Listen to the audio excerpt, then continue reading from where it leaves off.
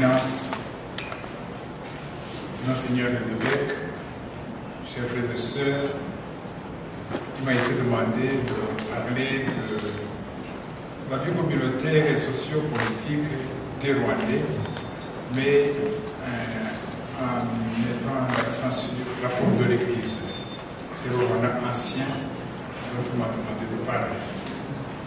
Je vais peut-être avoir des tâches faciles parce que je suis ancien. Pas comme eux, mais quand même. Eh bien, depuis le 10 février de cette année, nous sommes en train de célébrer la mémoire de l'évangélisation du Rwanda. La relecture de cette page d'histoire est une démarche importante à plusieurs titres. D'abord, c'est l'occasion de savoir d'où nous venons, afin de ne pas croire que nous sommes les premiers à porter la flamme de l'évangile au Rwanda. Eh bien, ce synode, plutôt ce concile, est important à ce titre. En nous situant dans une histoire, l'histoire de l'Église, l'histoire du Rwanda, et tout compte fait, l'histoire du monde entier, parce que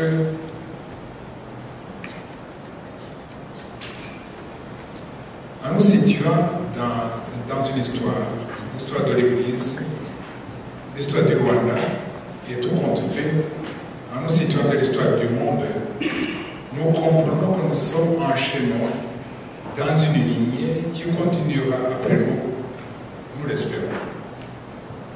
De plus, le Rwanda, notre culture et nos valeurs, nous avons à les transmettre aux générations à venir. Cette responsabilité est une occasion de repenser dans la gratitude envers les pionniers qui ont façonné le Rwanda et qui ont lutté pour son existence. Dans le même ordre d'idées, nous avons un devoir de gratitude envers les personnes qui ont contribué au bien-être dont nous jouissons et surtout envers les missionnaires qui nous ont apporté l'Évangile. Enfin, le jubilé est une occasion d'incliner notre mémoire pour considérer les malheurs qui ont émaillé l'histoire de notre pays et qui ont failli mettre en péril son existence même et que nous devons assumer pour notre guérison. C'est dans ce contexte du jubilé et de cette histoire, de cette gratitude, c'est dans ce contexte qui m'a été demandé de donner un bref exposé sur la vie communautaire et sociopolitique des Rwandais en privilégiant l'apport de l'Église. Cela revient à dire les moments clés de la cohésion sociale, les déchirures et les piliers de la vie sociale dans le Rwanda ancien que nous voulons rendre parlant pour aujourd'hui. Nous vivons cette histoire dans nos cœurs et dans nos têtes. Le sujet, vous comprenez, est très vaste et complexe. Et je n'avais pas la compétence pour ce genre d'analyse compréhensive des réalités de l'histoire passée. Je me limiterai seulement à quelques points susceptibles de stimuler la continuité de la mémoire. En parlant de continuité de la mémoire, je voudrais signaler que nous ne situons pas une mémoire en souvenir des choses passées et nous regardons vers l'avenir. Parce que nous vivons souvent dans une mémoire fractionnée. On accumule des choses aujourd'hui, on passe dessus, on voit autre chose. Mais une mémoire continue, c'est une exigence. Et le passé peut être malveillant, je dirais même mauvais, mais c'est notre passé. C'est notre passé. L'avenir, nous ne le possédons pas, mais nous le créons à partir de ce que nous connaissons. Donc, essayez de chercher les points susceptibles de stimuler la continuité de la mémoire et de reconnaître les erreurs du passé qui pèsent encore sur nous aujourd'hui. Et je voudrais commencer par un premier point, la cohésion sociale et les déchirures. La cohésion sociale. Permettez-moi de commencer par une parabole. En 1997, le professeur Eskias Asefa, originaire d'Éthiopie, a animé une session pour des prêtres au centre spirituel de Saint-Paul sur le thème de la réconciliation et la paix, pour rappeler les exigences de la tolérance et mettre l'accent sur l'effort nécessaire à accepter des différences de point de vue. Ce professeur, Asefa, a eu recours à une parabole mettant en scène des aveugles qui désiraient ardemment connaître un éléphant. Les aveugles, vous entendez prendre un éléphant, il faut quand même le connaître. Mais comment faire? Alors, quelqu'un les a emmenés dans un jardin zoologique, et chacun s'ingéniait à en savoir un peu plus. Le premier aveugle s'approcha et toucha la trompe de l'éléphant. Puis il partit en disant, ah, finalement, l'éléphant est comme un serpent. Le second, ayant caressé les pattes, s'en est allé en disant, oh, l'éléphant, c'est comme un arbre.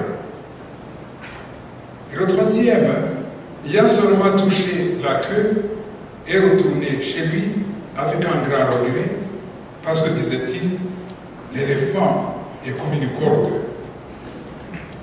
Quant au dernier, il a touché les oreilles, ce qui a donné l'impression d'être en présence d'une grande feuille de bananier. Et le professeur de conclure, ils avaient raison, mais en même temps, ils avaient tort. Ils ont mis une partie de l'éléphant, ils n'ont pas vu tout l'éléphant. Eh bien, nous pourrions appliquer cette parabole au traitement infligé à la société rwandaise à partir du 19e siècle et dans la première moitié du 20e siècle.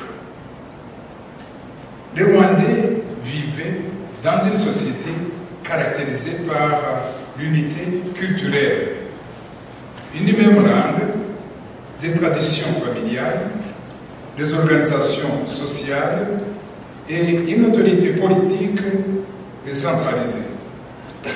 D'autre part, cette société rwandaise était subdivisée en trois groupes sociaux, Abahutu, Abatutsi, Abatwa. Ces groupes ont vécu en harmonie pendant des siècles. La diversité, jointe à l'homogénéité culturelle et linguistique, était un atout enviable dans l'Afrique du début du XXe siècle, peut-être même de l'Afrique d'aujourd'hui. Eh bien, nous savons que, et il ne faut pas idéaliser cette société ancienne, mais l'idée c'est l'unité culturelle qui est à la base. C'est le point le plus important. Le Rwanda ancien n'ignorait pas des inégalités sociales et des luttes pour le pouvoir au sein des grandes familles dirigeantes. Nous connaissons le conflit dramatique que les historiens ont qualifié à juste titre de coup d'État de Rutshushu. Ce coup d'État de Rutshushu fut un malheur qui a commencé déjà à amorcer le déclin de la monarchie. Il y avait donc des distorsions et des injustices sociales dans la société rwandaise. Toutefois,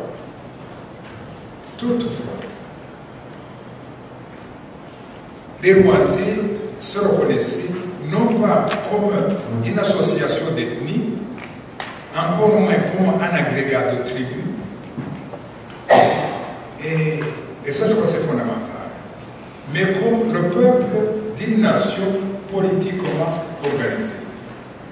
Tout homme adulte, et même quelquefois la femme, était prêt à défendre le pays en cas de danger. On se connaissait comme Rwandais et non pas comme membre d'une ethnie. À ce point de vue, en créant le mythe de Gihanga et ses enfants, Gahutu, Gatutsi et Gatwa, les anciens voulaient fonder leur communauté sur la fraternité et assurer ainsi la coexistence entre les enfants d'un même père.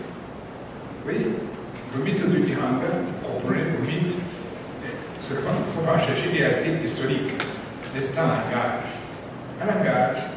Un langage assez ancien pour dire ce qu'était et quel était le désir de ces fondateurs comme nous connaissons. Voilà un peu ce que je pourrais appeler l'unité, la communion. Et non plus loin, la déchirure de l'unité. Les explorateurs et les ethnologues coloniaux furent intrigués par l'organisation politique du Rwanda et par la vie sociale des habitants. Aussi ont-ils voulu connaître le pays et la vie de ses habitants. Ici, pensons à nos aveugles, à la différence des aveugles qui désiraient connaître l'éléphant. Les Européens, eux, arrivaient équipés des outils intellectuels fournis par l'anthropologie, les études comparées, l'historiographie et l'idéologie de la théorie raciste. On connaît les signes de l'inégalité des races humaines par le célèbre Robineau et d'autres encore. Eh bien, au lieu de donner la parole aux Rwandais, ces premiers Européens ont appliqué les théories scientifiques en vogue et les analyses de l'époque sans référence à la culture séculaire du pays. Dès lors, vous comprenez, décrire la société rwandaise, c'était chercher, et pour ces chercheurs, des concepts. Concepts de tribu, concepts de race, d'autres encore de caste, et enfin d'ethnie. Ce sont des concepts pour décrire la société. Et ça, c'est arrivé comme ça. Il fallait cette société, comment est-ce qu'on va la nommer? Il est vrai que ce n'est pas seulement le Rwanda, mais c'est aussi d'autres pays d'Afrique.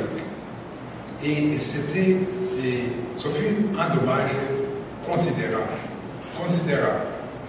Dans ce contexte, il est clair que l'histoire du Rwanda allait être écrite par les nouveaux arrivés et à partir de leur point de vue, le point de vue des Européens. Cela constituait un tournant décisif aux conséquences néfastes. D'abord, une société qui avait une riche culture va être simplifiée et durcie afin de mieux loger les idées nouvelles.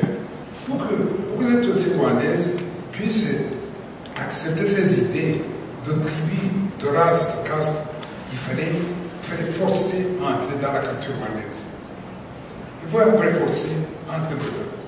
Ça, c'était un premier dégât et un premier malheur. En outre, et ça c'est plus grave, l'unité des Rwandais, qui était un atout précieux, va être malmenée au profit des clivages des différentes composantes de la société. Le chemin est alors tracé qui mène à la dévaluation de l'identité rwandaise et à la survalorisation d'ethnie Hutu, Tutsi et Twa. Notez qu'avec le temps, les élites rwandaises, Hutu et Tutsi, contribueront à radicaliser cette situation. Je dis ceci pour éviter qu'on mette tout le tort aux explorateurs étrangers, parce que nous avons tendance à ça. Mais c'est eux qui vont venir à Bayazana. Mais à Munyarwanda, Warozi, tribu Tchelcho, race Tchelcho, ethnie. À Munyarwanda, Warozi. Twarabyize, tubyigishwa n'abantu, ariko tumaze kubimenya, tubifata neza, tubishyiramo, tubyigisha abandi, et nous sommes, nous aussi, un peu partie prenante de cette histoire qui a déstructuré l'histoire et qui a donné une orientation malheureuse à notre pays. Le mouvement de bascule de la société traditionnelle vers l'emprise coloniale s'est amplifié par 3 facteurs convergents. Le premier facteur, c'est les stéréotypes hamites et bantous. Ce sont des stéréotypes. Les stéréotypes qu'on a qualifiés de hamites et bantous. Les Rwandais ne connaissaient pas ça. Imaginez un Rwandais qui était autant de Bagabou Babagiri. Un hamite, c'était pas ça. Un bantou, c'était pas ça. Mais, progressivement, on nous l'a enseigné et nous l'avons appris et nous l'avons appliqué. Et sans aucun sens critique. La théorie du hamite est un mythe vraiment complexe. Le hamite, vous savez, ce sont les descendants d'Okam.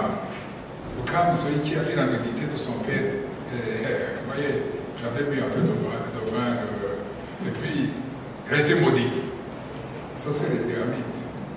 Et ces hamites, à un moment donné, ils ont été exaltés, ils sont devenus des grands civilisateurs. C'est pas possible. Donc, vous voyez, c'est un mythe, mais les mythes ont toujours une base dans la réalité. C'est un langage, c'est une histoire. Et alors, c'est un facteur des stéréotypes de Hamite et de Bantou. La théorie du Hamite, comme je viens de le dire, est un mythe complexe qui, comme le Bantou, était au départ un concept linguistique. Parce qu'on parle souvent de Hamite à sémite et des langues sémitiques. Et c'était essentiellement des concepts linguistiques. Des Bantous aussi. C'est un concept linguistique, mais aller chercher la première population qui dit nous parlons Bantou, vous ne trouvez pas. C'est ça, ça se met dans l'histoire. Mais ce n'est pas inventé de rien, mais c'est surtout linguistique, la langue. Bon, mais ça, il y a une démarche compliquée et que nos linguistes et historiographes devront constituer. Les explorateurs donc et les ethnologues, ainsi que les missionnaires, ont fait de ces concepts des concepts raciaux. Les Tutsis étaient classés comme les Hamites, mais nul n'a vu le foyer de rayonnement de ce groupe. Quel est le foyer de rayonnement? Très complexe. Le foyer de rayonnement de ces Hamites. Leur langue, quelle était leur langue? Quel est l'ordre de migration? Comment sont-ils arrivés au Rwanda? Allez-y voir. Les Hutus, pour leur part, ont été identifiés comme Bantous, sans déterminer la route exacte de leur migration, ni préciser la période de leur arrivée au Rwanda. C'est pour ça qu'on parle de stéréotypes. Et alors, les deux groupes, c'est encore plus compliqué, les deux groupes prétendus, Hamite et Bantou, donc Tutsi et Hutu, paradoxalement, ils parlent même langue. Quelle langue? La langue Bantou. Allez-y voir. Ils parlent la langue Bantou. Le Kinyarwanda. Tout cela donne à penser qu'il y a eu une sorte de mystification pour trouver donner accès à des idées nouvelles dans la culture du monde. Il faut que ça passe. Et c'est passé, effectivement. Les théories de Hamid et de Bantou sont passées dans l'héritage et ils furent enseignés aux Rwandais sans jamais les mettre en question. Ça, c'est le premier facteur qui a amplifié cette sorte de cassure de l'histoire et de la communion entre les Rwandais. Le deuxième facteur, c'est la thèse du peuplement du Rwanda par des migrations successives. Les trois sont considérés comme les premiers occupants, puis les Hutus et les Tutsis de Verdenier.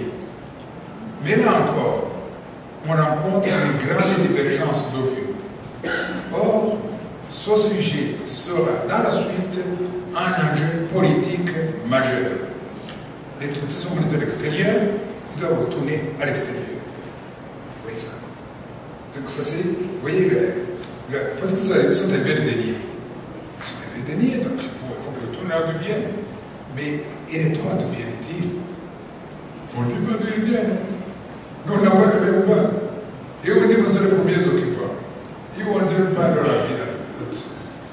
Et ici, soit une parenthèse, c'est que les ethnologues et les préhistoriens, ils ont fait des fouilles en 1994.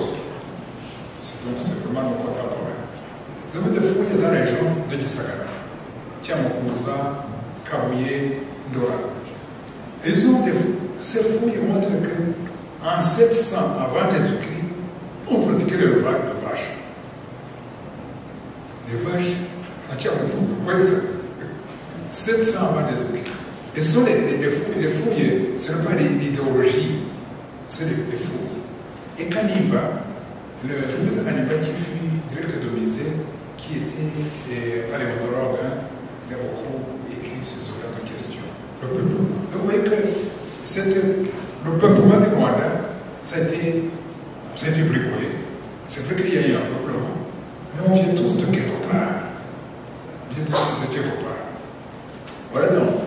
Ça c'est le deuxième point de bouleversement, le peuplement progressif. Ça a eu un impact très sévère dans le Rwanda postérieur.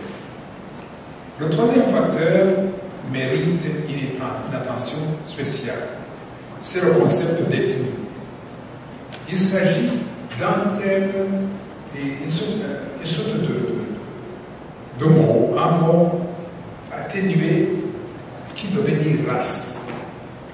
Race et caste. Et les théoriciens des races auraient préféré vraiment qu'on utilise race et ethnie. Mais on trouve que c'était très fort parce que ces deux concepts de race et de caste n'entraient pas dans. Ils étaient inadéquats dans la situation, dans la culture rwandaise. Mais l'ethnie non plus n'est pas adaptée. Parce que, essayez de traduire la Kinyarwanda, vous verrez. Vous trouverez un Goko. Un Goko, c'est ambigu. C'est clair. Donc, même l'ethnie ne passe pas. Mais quand même, il a gagné de la publicité, il est entré. Donc, dans tous les cas, l'ethnie a été imposée jusqu'à figurer sur la carte d'identité des Rwandais. Et c'était une décision d'autorité pour que les Rwandais soient classifiés. Cette classification n'a été faite par les Rwandais, pas du tout. Et ce n'est pas une idée qui vient des Rwandais, pas du tout. C'était une idée qui vient des Européens pour pouvoir gouverner le Rwanda. Peut-être qu'ils avaient raison. Mais pour nous, ils ont eu tort. C'est comme les aveugles là-bas. Les aveugles, ils ont touché les oreilles, ils ont écouté une fête de bananier. Il y a peut-être un problème. Donc, voyez ça. Donc, véhiculé par des auteurs étrangers et indigènes, ces trois facteurs, comme je viens de mentionner, ces trois facteurs deviendront comme des clichés dans le folklore rwandais. Et le moment venu, des problèmes d'ordre socio-politique seront abordés sous l'angle racial et ethnique au lieu d'être abordés sous l'angle de la justice pour toutes et l'équité. Donc, il y a vraiment un détournement, même au sein de la justice. Parler de la question, même aujourd'hui, c'est un peu difficile. C'est un peu difficile. Parce qu'on a eu une définition. Voilà un peu et comment est-ce qu'on appelle ici la cassure de l'unité et se situe là-bas. Encore une fois, ils n'ont pas donc attribué l'auteur aux étrangers seuls. Les Rwandais aussi ont eu un rôle. Beaucoup de détectives rwandais ont publié des textes sur ces questions de race, ces questions de tous. Mais il y a quand même les protagonistes et les moteurs de ces idées. Pour un autre point, il faut de mieux l'identité divisée pour régner. C'est un peu concrétiser ces trois facteurs que je viens de mentionner. Ces facteurs, le stéréotype hamide partout, le peuplement progressif et l'ethnie. Pour concrétiser ça, il fallait mettre dans l'administration, il fallait qu'au centre dans les mentalités. Eh bien, rappelons d'abord le mythe de Gihanga, qui, dès le temps immémorial, voulait fonder la communion sur la fraternité entre les frères Hutu, Tutsi et Twa. Mais ce que ce mythe ne dit pas, c'est que la pérennité, la durée de cette communion dépendait de la capacité à marcher ensemble en dépit des différences. Ça, le mythe ne le dit pas. Le mythe ne sait pas où ça viendrait. Or, ce contrat, cette capacité de marcher ensemble n'intéressait pas l'acteur étranger, le colonisateur, qui, de façon subtile et intéressée, se mit à exalter les Tutsis sans faire attention aux autres groupes qui composent la société.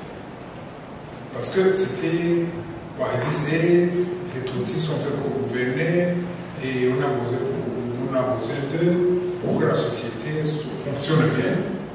Et ils ont fait ce choix.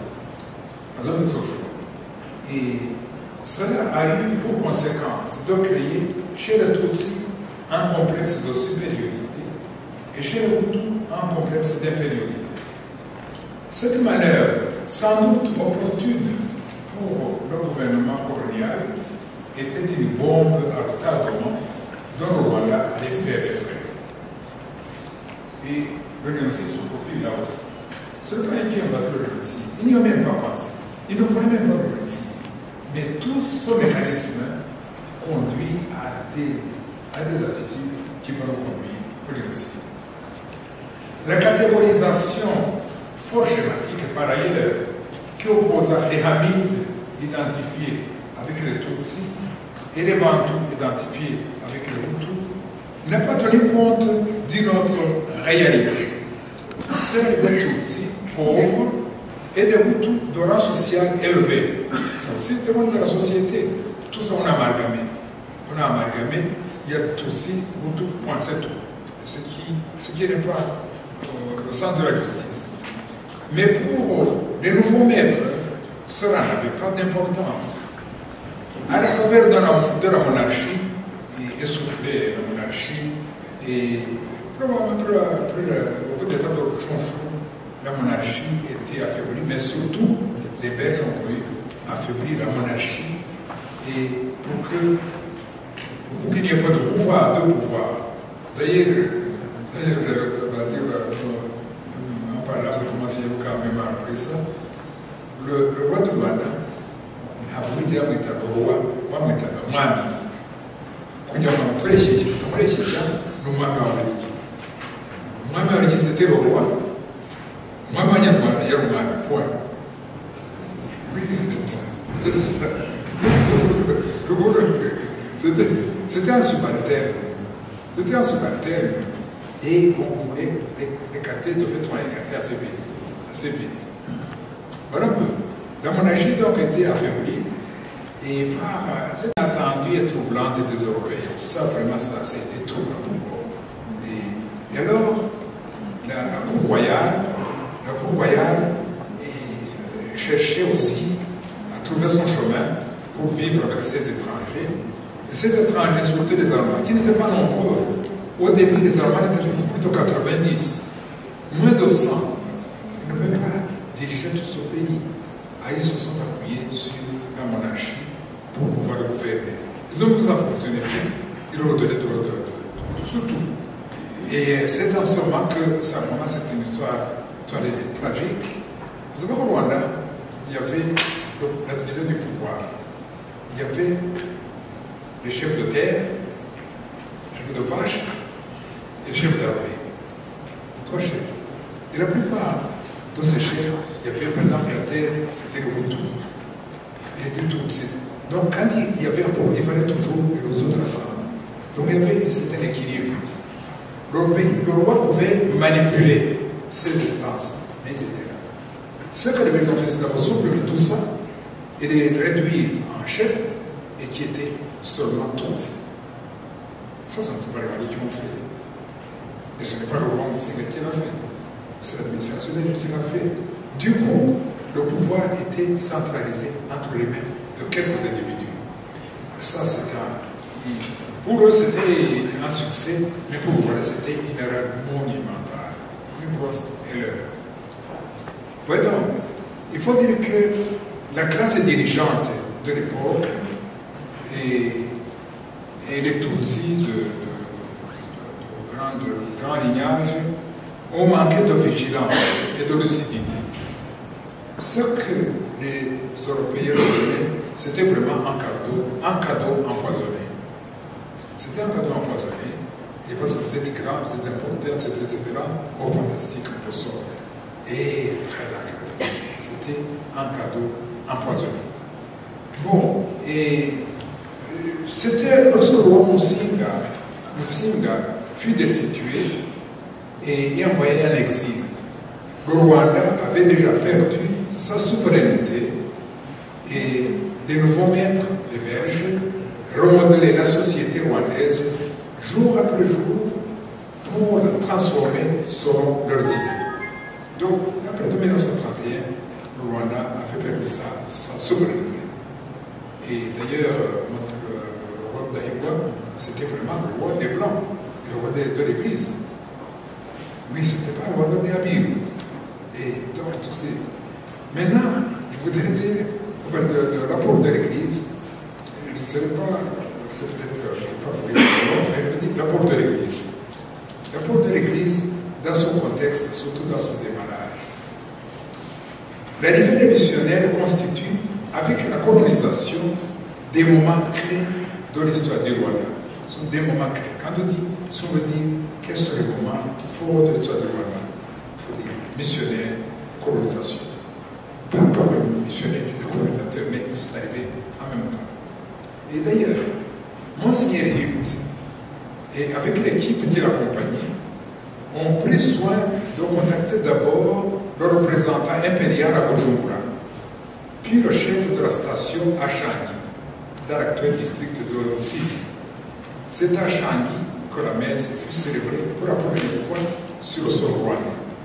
Vous voyez, le Monseigneur Hirt a dû faire le détour par Bujumbura, c'est là qu'on se trouvait les autorités. Il a eu la bénédiction, ce n'est pas qu'il le bénisse, mais la cour, en tout cas, il est allé voir le chef de station à Changi et ils entraient ainsi dans le pays. C'est à Changi que la messe fut célébrée pour la première fois sur le sol rwandais. De Changi, les missionnaires prirent le chemin des 1000 collines en direction de Nyanza pour rencontrer le roi Musinga. Avec l'appui des autorités allemandes et l'accord plutôt formel du roi, les missionnaires étaient libres de prospecter les lieux et de décider où s'établir. Ils choisirent finalement le plateau d'Osavé comme siège de la première mission au Rwanda. Ils ont cherché Mara, c'était comme de Kirugura, mais c'était un peu enclavé. Alors ils sont allés en Sambé, un bon plateau. Les missionnaires disposaient de moyens matériels et logistiques essentiels. De plus, le plan séculier appuyait leurs actions.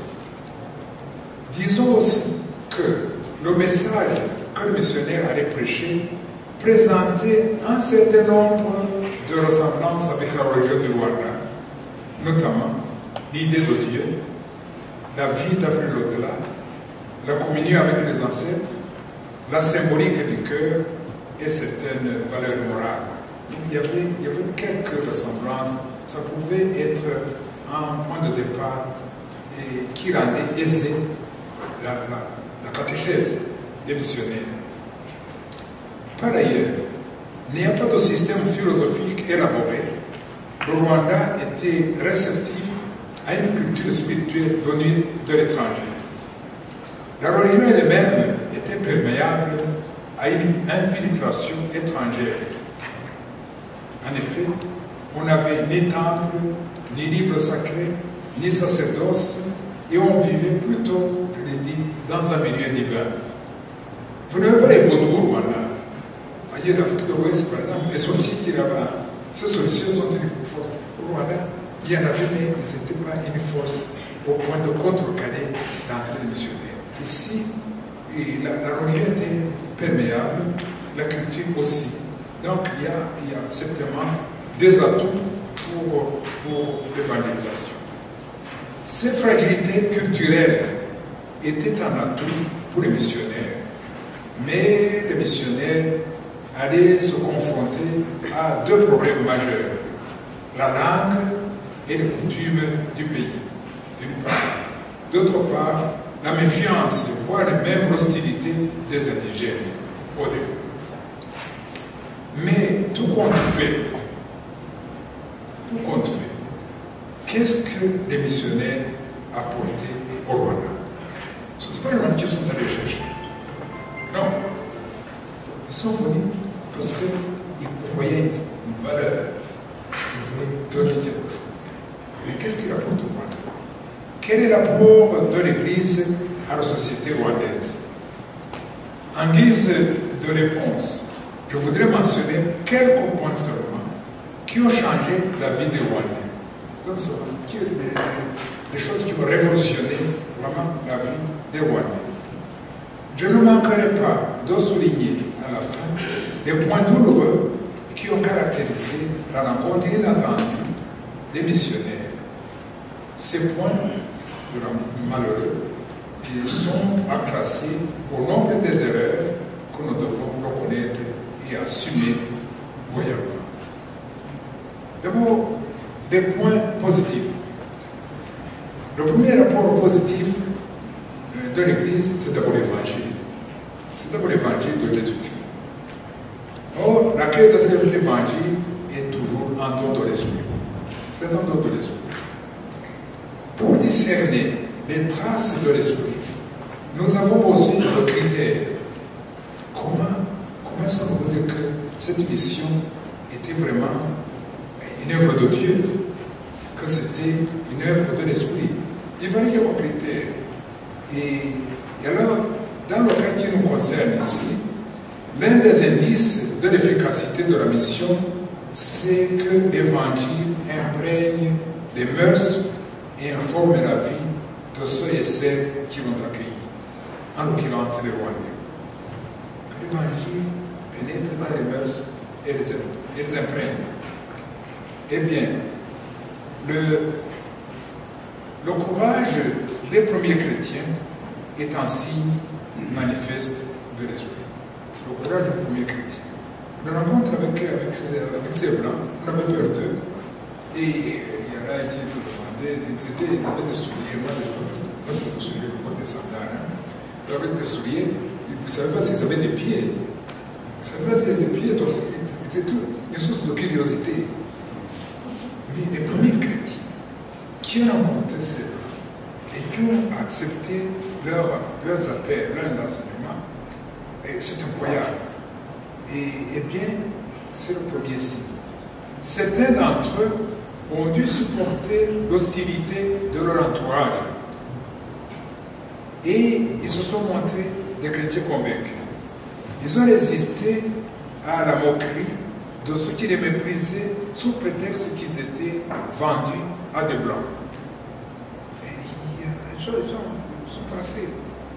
Et dans le même contexte, il est bon de louer l'émergence d'une communauté animée par la foi. C'est un petit peuple humble qui met sa confiance dans le Seigneur. Je cite ici le prophète Sophonie. Et un petit peuple, au début, n'était pas nombreux. Et ce peuple a été une sorte de bras droit des missionnaires pour l'évangélisation. Les premiers chrétiens qui étaient le parrain de baptême, c'est l'Église, évidemment. C'est l'Église qui était le parrain. Mais après, c'est dans ce peuple qu'on a choisi les parrains et les marraines des baptêmes. Des gens qui avaient accepté l'Évangile. Ceci, et on peut aussi mentionner aussi les différences de niveaux sociaux. Il y a des gens de niveaux sociaux différents qui ont, à cette époque, émergé, qui ont évolué ensemble. Un petit groupe, et qui étaient méprisés, mais qui étaient fiers de l'Évangile. Où est-ce qu'ils ont tiré ça? Allez demander à l'Esprit Saint. C'est simplement une action de l'Esprit. La deuxième contribution qui a changé la société rwandaise, et le plus visible celle-là, et porte sur les valeurs du mariage chrétien. Le mariage chrétien. L'indissolubilité du mariage et la monogamie opposée à la polygamie. Ici, je ne fais pas de jugement de valeur sur la polygamie. La polygamie, c'était une institution sociale qui correspondait à un moment. Si quelqu'un a une terre à Kabouye, comment est-ce qu'il va l'occuper? Il va mettre une femme là-bas, il va mettre deux femmes, etc. Donc, c'était, je ne dis pas que c'était pour mauvais, mais c'était en fait. C'était en fait. Et là, l'Église a dit, en gros, a créé l'institution qu'on appelle la famille chrétienne avec une indissolubilité du mariage et la monogamie. En outre, et il faut penser au sacerdoce. Le sacerdoce, ce n'était pas évident. Le sacerdoce et le célibat volontaire pour le royaume. Eh bien, ça, c'était des choses vraiment scandaleuses pour le pays. C'était des choses inacceptables dans le pays. Et comment est-ce que le conseiller a eu le courage de faire démarrer? C'était très tôt, très tôt. Monseigneur Hirt avait preuve d'un grand courage en envoyant très tôt des néophytes au séminaire pour se préparer au sacerdoce. Et ce n'était pas dans la colline d'à côté, c'était à l'étranger. Mais c'est que vous imaginez ce qui se passe dans la tête de ces jeunes gens, comment c'est qu'ils étaient envoyés en Tanzanie. Quelle langue a été parlée? C'était l'allemand, c'est vrai, mais où est-ce qu'ils ont appris l'allemand? Le swahili, où est-ce qu'ils ont appris ça? Quel type de théologie ils ont fait? Et pourtant, ces premiers prêtres ont été vraiment des missionnaires pour connaître la langue, surtout traduire les chants. Vous voyez, les chants qu'on travaille en Rwanda, souvent des chants qui étaient plaqués sur les mélodies de Bach, les cantates de Bach. Et ils ont appris ça, ils ont été magnifiques. Ah, très beau dialogue. Bref, moi, il y a eu un projet extraordinaire de faire ce travail et pour faire préparer des prêtres. D'ailleurs, son courage a été vite couronné par les premières ordinations sacerdotales en 1917. Entre-temps, Monseigneur Hirt avait déjà initié la fondation de congrégations religieuses. Plus en parallèle. Et en 1919, La première rwandaise a fait profession religieuse et dans la congrégation qu'on appelle aujourd'hui les bénémites. C'est phénoménal. C'est phénoménal. L'Église n'a pas encore 20 ans et on a des prêtres, on a des religieuses dans un pays qui trouvait vraiment que c'était de contre-valeurs. Et ce sont des signes extraordinaires de l'esprit et qui feront, avec pareille consolation, Monseigneur Hilt pouvait chanter son nom de métis, mission accomplie. L'église voilà était partie. C'était parti. C'était démarré, le démarrage était fait. C'est une contribution extraordinaire.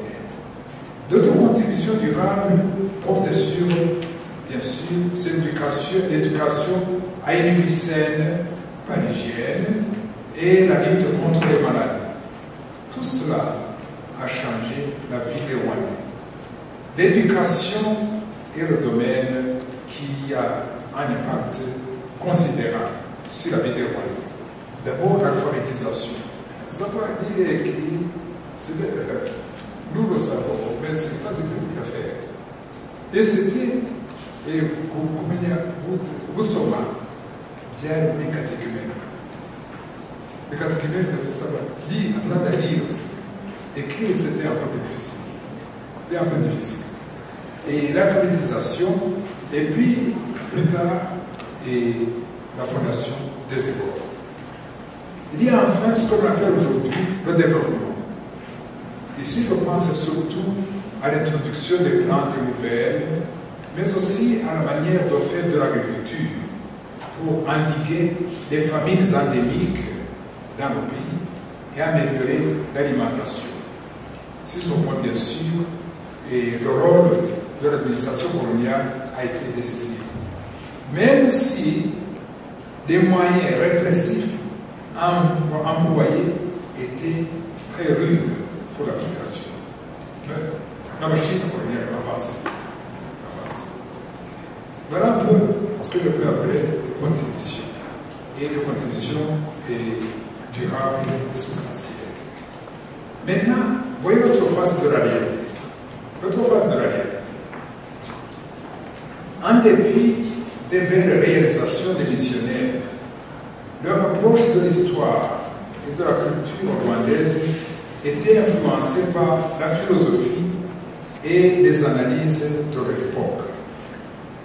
Les théories des ethnologues et des coloniaux à propos des Noirs ont conditionné les attitudes des Européens en général et des missionnaires en particulier. Certains n'hésitaient pas à utiliser la violence pour détruire ce que les Rwandais respectaient comme l'expression de leur religiosité. Détruire. C'était ça. Oui, dans certains pays d'Afrique, ça aurait fait la guerre. Les religieux traditionnels n'ont pas réussi. Non, ils n'ont pas réussi ça. Et bien, même le nom de Dieu, Iman a été banni. Pour des autres pratiques, peut-être, parce que les royaumes que Monseigneur Hilt avait parcouru parlaient Swahili, et l'autre Dieu c'était Mungu. Et il a dit, le Rwandais, quand il m'a là, ça vaut des chances aussi, d'être modeste. Tous, Mungu. Dieu, vous vous rendez compte, pour les plus jeunes, il a fallu le courage et l'autorité morale de Monseigneur Ilimwami après le Conseil Vatican II pour redonner droit de cité à Imana y'u Rwanda kugira ngo tuve mu musaka mu masengesho kuvuga ngo ntabwo byari bibi ariko ikibazo ni uko kuba ntabwo ari ikibazo cy'amagambo c'est pas un combat de corps mais c'est un combat de culture. La culture. Et twatangiye kwibaza ngo quelle est notre image de Dieu. Même là, quelle est l'image de Dieu? C'est twavuga ngo Imana, Mungu, twumva ko ari Imana. Simbizi. Je navuze byombi. Oui, abari ko bavuze Imana mwagira amahirwe. Donc, vous voyez, ça, c'était... Donc, pour réhabiliter, il a fallu se battre. Les diocèses de Boutaré et de Kabaï ne suivaient pas. Le diocèse de Nyundo seul suivait. Imana. Que tout qui vous amour, comme le vous amour, les hommes c'est bien vous amour, les Français vous dites donc, vous voyez, ça c'est quand même, ça c'est un point. Mais ceci, je le dis, c'est pas pour blaguer, c'est pour dire qu'il y a d'autres choses qui sont en dessous, qu'il faut que la culture et la religion ne se sont pas mariées. Non, ne sont pas mariées. Oui. Mais ce qui est plus grave, c'est que les missionnaires ont joué un grand rôle dans l'utilisation de la société rwandaise, surtout en utilisant les préjugés qui entouraient la théorie du Hamid. C'est pourquoi ils utilisaient cette théorie. Imaginez que la société est une société, donc c'est non, on n'a pas fait ça. Et ça, c'est une... L'obsession a formé une élite tutsi, faisait partie de la stratégie des pères blancs dans l'évangélisation. Ça, c'était dans quel sens? Dans le sens où, si vous formez des chefs, le peuple suivra. Ça, c'est dans l'histoire de l'Église, c'était quelque chose de classique. Et les instructions du cardinal Lavigérie insistent sur cet aspect de convertir d'abord la classe dirigeante, et puis Monseigneur Hirt fut un promoteur enthousiaste de cette... Monseigneur Classe, il a été un promoteur enthousiaste de cette méthode. Et car il voulait faire du Rwanda un royaume chrétien. Est-ce que c'est mauvais? Non. Mais voyons les faits, tout simplement. Quel effet ça a eu sur la population? L'évangile dit, faites entrer tout le monde, compère omnes. Mais je sais pas. Et favoriser les Tutsis était donc un choix qui devait se concrétiser dans l'orientation des écoles qui étaient délibérément sélectives.